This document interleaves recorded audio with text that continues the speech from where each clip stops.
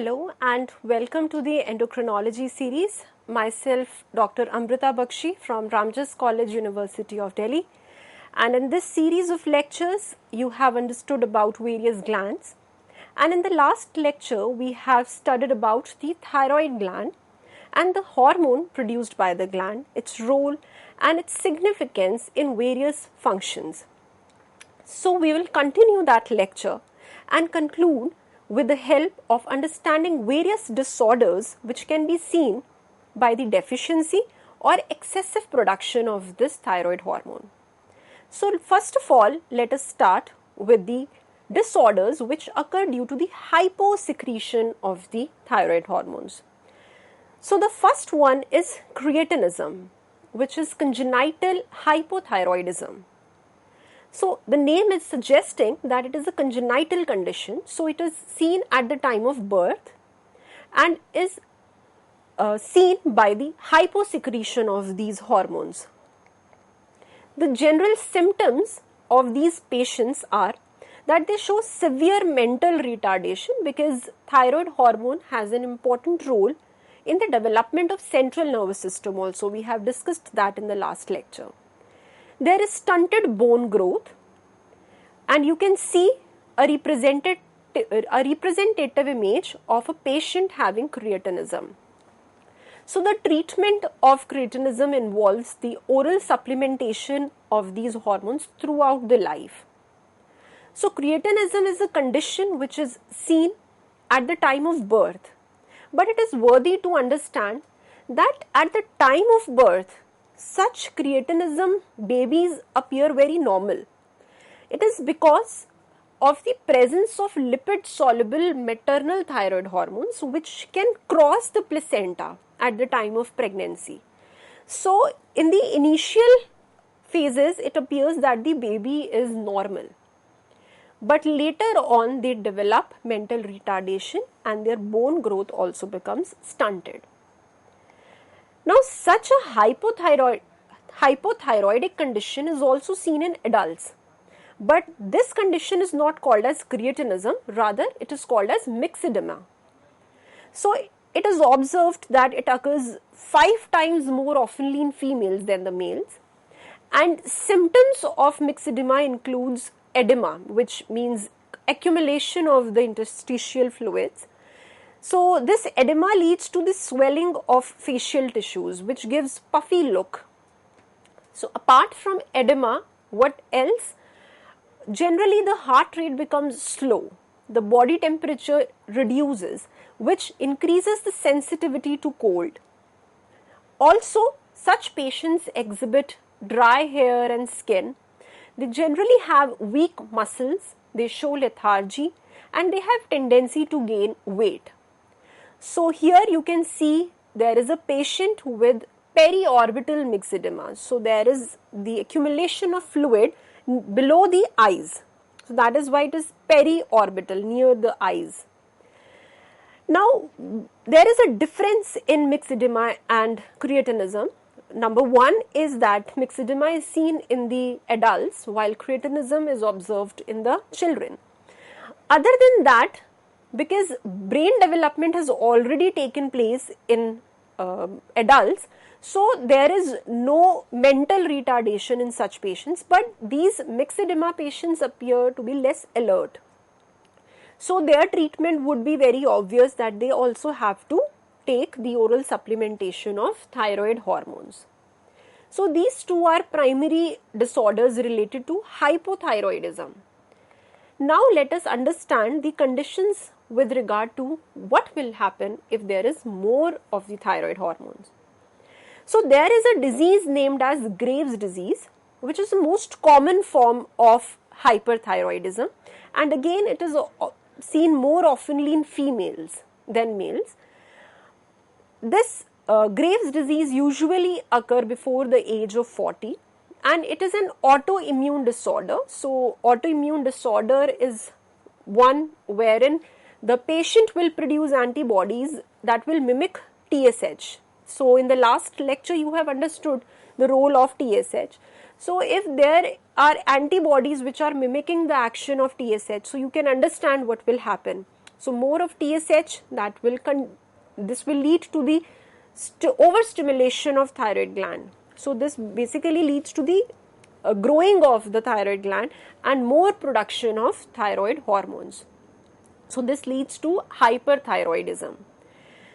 So what symptoms you can observe in these Graves' disease patients? Their thyroid would be enlarged, as we have just discussed. It is usually 2 to 3 times bigger than the normal size. There is exophthalmos. That means now edema would not be around the eyes but behind the eyes. So because of that, there is protrusion of eyes. I have shown the image here. You see this type of condition. Now in this case, why the eyes are protruded? Because there is fluid behind the eyes. So that is giving the look of protrusion, and this is generally observed in the Graves' disease. So protrusion of eyes are generally observed. So what we can do to treat this disorder? Generally thyroidectomy is performed. So what is thyroidectomy? It means the surgical removal of some part, or maybe if required, the entire gland has to be removed. There are other treatments as well apart from surgery, which includes use of radioactive iodine. So 131 iodine is used, which can destroy the thyroid tissue selectively. Then there are some of the drugs which are anti-thyroid. So they will block the synthesis of thyroid hormones. So these are 2-3 treatments available to treat Graves' disease. Now, other than Graves' disease, there is another condition about which you would be familiar, and that is goiter. So goiter is you probably have seen some of the patients around you. You see that there is a enlargement of the thyroid gland, but it is important to understand that this condition may be associated with hypo, or even euthyroidism. Goiter is associated with deficiency of dietary iodine. Now you are aware of the significance of these iodine molecules. Now you have studied the entire process of formation of these hormones. So when there will be decreased levels of iodine, this will lead to low levels of thyroid hormone, and this will lead to the stimulation of TSH via negative feedback, which causes the enlargement of thyroid gland. So this is what is generally observed in goiter. So with this, the entire thyroid gland, its function, structure and disorders gets completed. But you must remember that we have talked about some parafollicular cells or C cells, about which I have told you that we will study about those cells when we will understand the parathyroid gland. So now let us start understanding yet another important gland, which is called as parathyroid gland. So you can see this image here. You will say that this is same as the thyroid gland, but you are also aware that these parathyroid glands are embedded in the thyroid gland itself. So whenever the thyroidectomy is performed, usually these parathyroid glands get removed out also, and that actually led to the discovery of these glands, because their significance was not known till then until thyroidectomy was performed.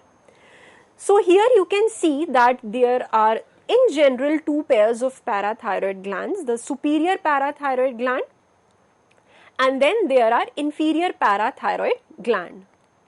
So there are in general 4 small endocrine glands which are embedded on the posterior surface of the lateral lobes of thyroid glands, and in some cases it is observed that there are more than 4 parathyroid glands also. Each of these glands weighs about 40 mg with the dimensions of 6 mm long, 3 mm wide and 2 mm thickness. And if you will visually observe these glands, so macroscopically you will find that these appear as dark brown fat present on these thyroid glands. So after understanding the general structure and their location, now we can understand the histology of these cells. So primarily 2 types of cells are present in the parathyroid gland. Number 1 is the chief cell, also called as principal cells. So the name is suggesting that these are chief cells, the main cells, principal cells. So these are the ones which secrete parathyroid hormone, also called as parathormone. So you can see these small cells which are shown in this figure. These small darkly stained cells are the chief cells. They are smaller in appearance as compared to the other cell type of this gland, which is oxyphil cells. But they are more abundant also. So these cells have prominent Golgi apparatus and developed endoplasmic reticulum, and I don't think so that I need to tell you the reason. The reason simply is the active synthesis of parathyroid hormone by these cells. So the other cell type which is less abundant is the oxyphil cells, but interestingly their role is not understood. But it is known that in case of cancers, these oxyphil cells contribute to parathyroid hormone. But in normal conditions, their role is not understood. So it is believed that probably during evolution, these oxyphil cells are representing those chief cells which have now stopped the formation or synthesis of the parath hormone. So they are larger in size but less abundant than the chief cells. So whenever you will prepare a section of thyroid gland, so you can see these follicles of the thyroid gland, but close to it, if that section contains parathyroid gland also, you will find the cells something like this. So these cells are very near to each other. All these cells are chief cells and the larger ones are the oxyphil cells. So generally whenever you will prepare a thyroid section, if it is passing through the parathyroid gland also, you will appear both types of glands at a glance. Now let us understand the origin of these parathyroid glands. So you have probably you remember that the thyroid gland was evolved from the endoderm. Now this parathyroid gland arises from the third and fourth pharyngeal pouches of endoderm, but it has a contribution from neural crest and ectoderm also. So the inferior parathyroid gland originates from the third pharyngeal pouch, while the superior parathyroid gland arises from the fourth pharyngeal pouch. And it is observed that at the time of embryonic development, when there are 6 weeks have passed, so these pouches elongate and initially they are hollow. But with the development, their solidification begins due to the proliferation of cells in them. So this is how the parathyroid gland originates.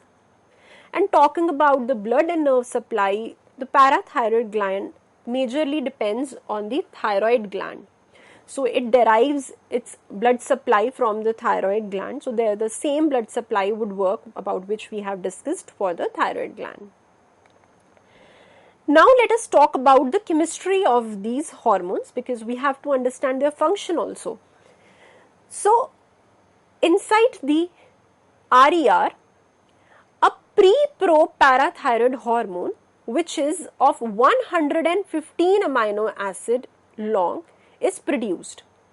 It has an N-terminal signal sequence of 25 amino acid followed by a pro sequence of 6 amino acid, then a biologically active sequence of 33 or 36 amino acids followed by a C-terminal fragment sequence of remaining amino acids.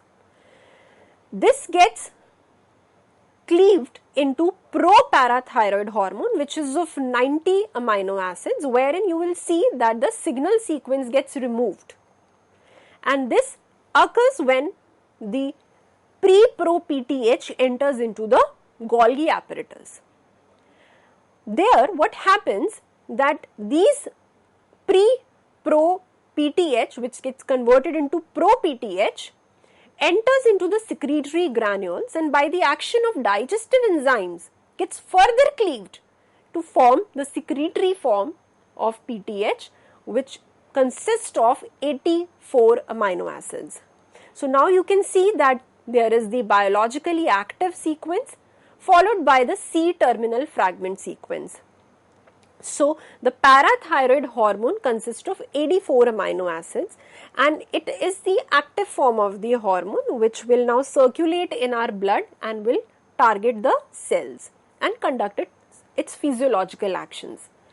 But there is an interesting fact that the half-life of this PTH hormone is very less, and therefore it gets flushed off through the kidneys very quickly. So what is observed that this PTH actually gets cleaved, and smaller fragments of this PTH are also present in our blood, which are of 33 to 36 amino acids. And those 33 to 36 amino acid fragments are the active form of the hormone, and they actually perform the biological activity of this parathyroid hormone. So now let us understand about the function after understanding the chemistry. So whenever the blood calcium levels decreases, so there is a decrease in the blood levels of calcium, it will go and stimulate the parathyroid gland to release the parath hormone. Now the target organs of parath hormones include kidneys, intestine, as well as the skeletal system. So it will go and target the kidneys, wherein it will stimulate and activate the vitamin D3, and this vitamin D3 will increase calcium reabsorption from the intestine. On the kidneys, this parath hormone increases calcium reabsorption and increases secretion of phosphate. And from the bones, there will be increased calcium resorption. So in turn, you will see that all of these actions are culminating into increasing the calcium levels in the blood. So parath hormone primarily acts as a hypercalcemic hormone, right? Because it increases the calcium levels in the blood. So it will be produced whenever there will be decrease in the calcium level, and then it will target different organs from where the calcium will be retained in the body. So from the kidneys, and increased reabsorption will take place through the intestine, and more of the calcium will be taken from the bones, and this calcium will finally enter into the blood. So now let us understand the function of parath hormone specifically on one target organ, one at a time. So let us start with the kidneys. So I have just told you that the parath hormone will increase the reabsorption of calcium. But where it will target exactly? So it promotes calcium reabsorption at the ascending loop of Henle's, distal convoluted tubule, and the collecting tubules. It will also promote the excretion of phosphate by preventing its reabsorption at the proximal convoluted tubule. And very importantly, it promotes conversion of 25 hydroxyvitamin D into 125 dihydroxyvitamin D3, which is also called as calcitriol, the active form of vitamin D3, by activating an enzyme called as 1-hydroxylase in proximal tubule. So you need to understand this thing, very important, because generally students remain confused that what is the function of vitamin D3 and what is the function of parath hormone. I will bring another hormone, calcitriol, calcitonin, in a while, but first understand the function of parath hormone. So look at this image. So you are aware that we take vitamin D3 from the sunlight. So the UV rays are helping in conversion of cholesterol by a very long step into dehydrocholesterol formation into cholecalciferol, that is vitamin D3, which we also take inside our body through food. So once we have vitamin D3, now from the liver, there is an enzyme called 25-hydroxylase in the liver. This will convert vitamin D3 into 25-hydroxyvitamin D3. Now this gets converted into calcitriol, which is the active form of vitamin D3, by the action of 1-alpha hydroxylase, which is found in the kidneys. And this enzyme will be activated by parathormone. So there is the significance, here comes the significance of parathormone, that if there is no parathormone, there will be no formation of the active form of vitamin D3. Alright, so 1-alpha hydroxylase present in the kidney, this enzyme will get activated when it will get a signal from parathormone, and this will form calcitriol, which is the active form of vitamin D3. Now, vitamin D3 basically helps in the absorption of calcium. So, the vitamin D3 has to become active, which is dependent on parathormone. So, this is about the action of parathormone on the kidneys. Now, let us understand how it acts on intestines. So, I have told you that it will basically increase the calcium absorption. Now, let us understand in a bit detail. So, this calcitriol, the active form of vitamin D3, this will now go and act on the intestinal cells to promote the calcium absorption. How? By increasing the formation of calcium binding proteins in the epithelial cells. So, there will be increased formation of these proteins because of which the calcium will be absorbed. Now, talking about the last target organ, which is the bone. Now, what happens in the bones? The parathormone increases the number as well as activity of the osteoclast cells. These osteoclast cells does what? They will increase the bone resorption and will therefore releases calcium and phosphate ions into the blood. Let us understand this with the help of a figure.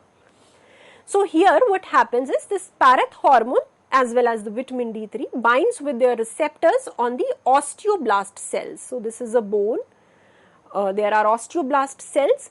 So when there is binding of the parathormone with its receptor, there is the release of a ligand which is called as osteoprotegerin ligand. So this is OPGL ligand which is released from the osteoblast. This ligand binds to its receptor which is present on the pre-osteoclast cells.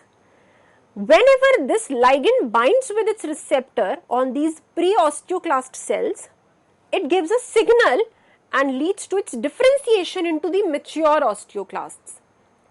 What happens then is the formation of these ruffle-like structures. The border of these osteoclasts becomes ruffled-like, and there is release of acid from these osteoclasts as well as release of the enzymes from the lysosomes of these cells. This will basically help, both acid and the enzymes will now help in the bone resorption. So this is how exactly the parathormone helps in bone resorption, and therefore the calcium levels will get increased in the blood. So now I hope that it is very much clear to you that what are the functions of this parathormone. Now let us understand that how its secretion gets controlled. So whenever the levels of calcium in the blood are high, this will give signal. Now please note that there is the importance of yet another hormone produced by the C cells of the thyroid gland, that is the parafollicular cells. Now the balancing hormone will come. So whenever the calcium levels will increase, it will go, and these high levels would be detected and sensed by the C cells, and these C cells will release calcitonin. This calcitonin hormone is antagonistic to the parathormone. So what will it do? It will go and will help in decreasing the calcium levels in the blood by reversing all the actions of parathormone, and therefore the levels of calcium will decrease, and these decreased levels of calcium will be detected by parathyroid gland, which will produce parathormone, and this will again normalize the levels of calcium by acting on different target organs which we have just discussed. So I hope you will not get confused between calcitonin and parathormone and calcitriol. So calcitonin and parathormone are the hormones which are having antagonistic activity. Parathormone is increasing the blood calcium levels while calcitonin decreases the blood calcium level. And then comes calcitriol, which is the active form of vitamin D3 that helps in increasing the absorption of calcium. So this is how there is an interplay of calcitonin, parathormone and vitamin D3. So this entire calcium homeostasis is negatively regulated by the hormone called as calcitonin, and this is how the calcium homeostasis is maintained. So to conclude today's lecture, let us understand the parathyroid hormone related disorders. So there is one condition called as hypoparathyroidism. So hypo itself means whenever the levels of parathyroid hormone will decrease.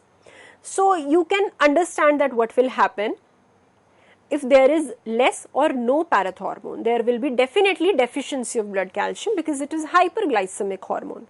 So there will be less of blood calcium. So this will lead to depolarization of neurons and muscle fibers, and their depolarization will cause spontaneous generation of the action potentials, leading to twitches and spasm and tetany.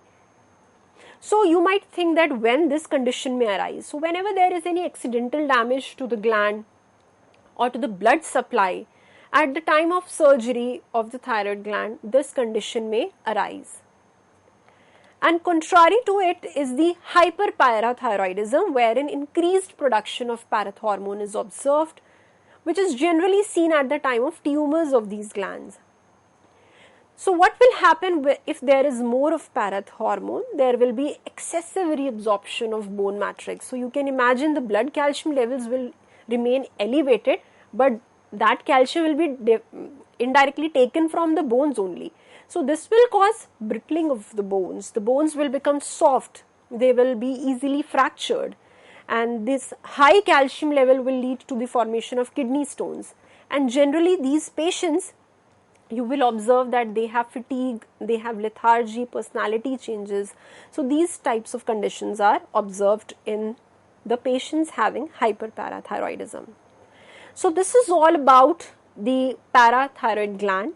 I hope it is clear that the important hormone produced by the parathyroid gland, which is very small in size, is playing a significant role in calcium homeostasis, and how there is an interplay of yet another hormone produced from the parafollicular cells of the kidney, that is calcitonin, and how both of them are beautifully intricating with each other to maintain the blood calcium levels. Thank you.